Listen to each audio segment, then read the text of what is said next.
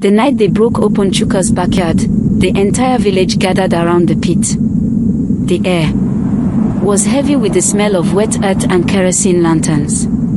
Crickets stopped chirping, as if even they knew something was wrong. When the wooden planks were pulled off the ground, a low gas spread through the crowd.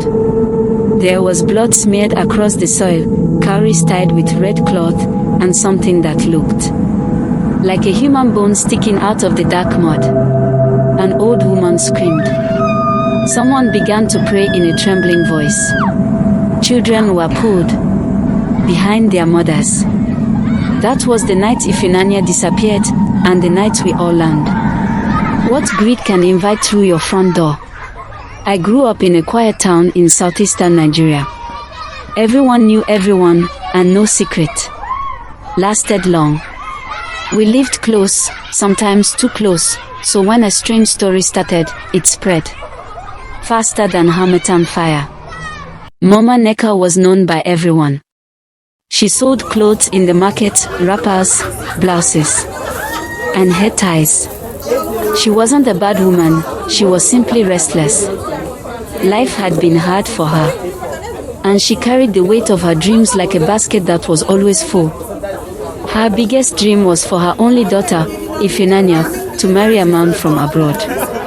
Ifunanya must marry someone from overseas, she would say, hands on her hips at the market.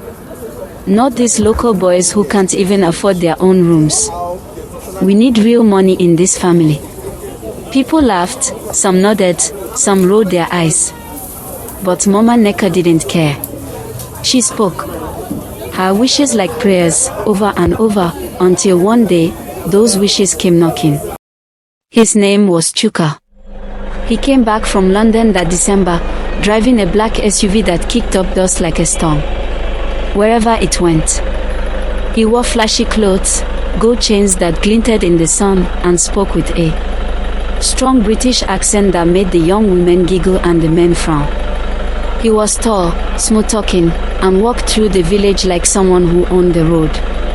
People whispered about him everywhere. And Mama Neka noticed.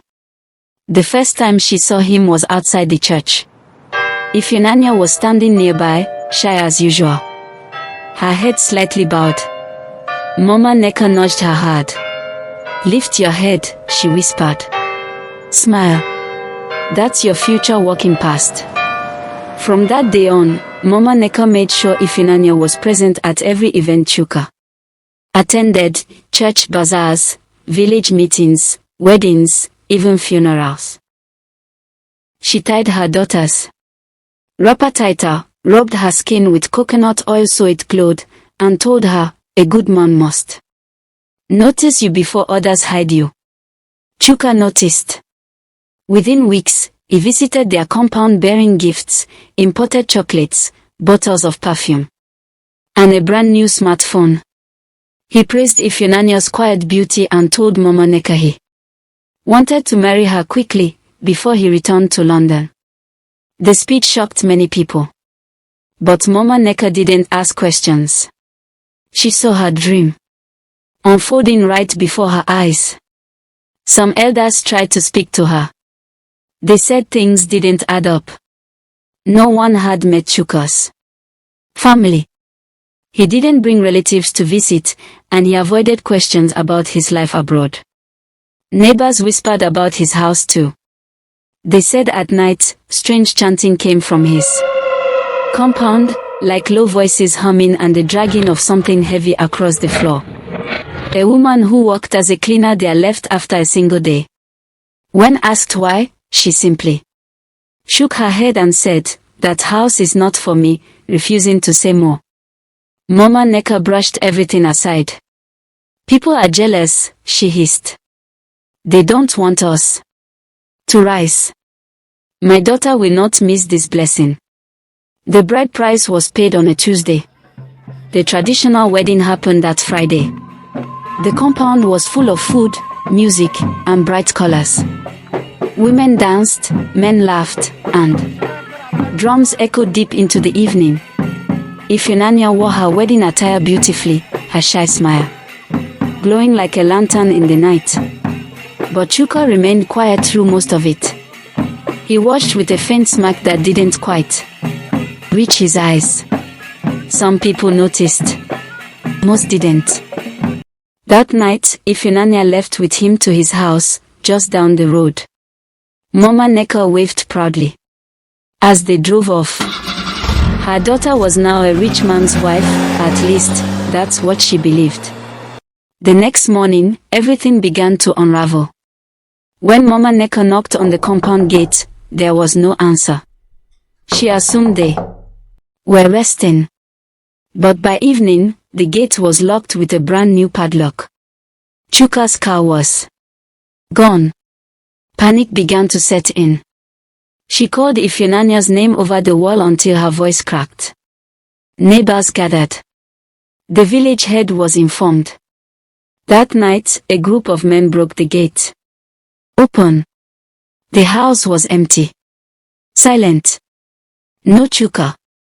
No car. Ifunanya's clothes and passport were still inside. And then they went to the backyard. That was where they found the pit. Wooden planks covered it. When they lifted them, they saw the blood, the cowries, the red cloth, and the bone. Someone screamed. Someone fainted. The wind rose suddenly, as if carrying a warning too late to be heard. The police came, but Chuka was gone. No trace. Some said he was part of a human trafficking ring. Others whispered that he'd made a ritual. Packed overseas, exchanging young brides for power and wealth. Mama Nneka broke down completely. Within months, her mind was gone. Every evening, she sat in front of her house calling her daughter's name. People avoided passing her street at night. Some swore they heard the sound of a girl crying softly near her compound, though no one was ever there when they checked. Now, whenever a man suddenly appears from abroad, wanting to marry quickly, the elders tell this story. They speak of Mama Nneka, who allowed her hunger for a better life to drown out every warning. And they remember Ifunanya, whose name was carried away by the wind the night they discovered the pit. And that's where our story ends tonight.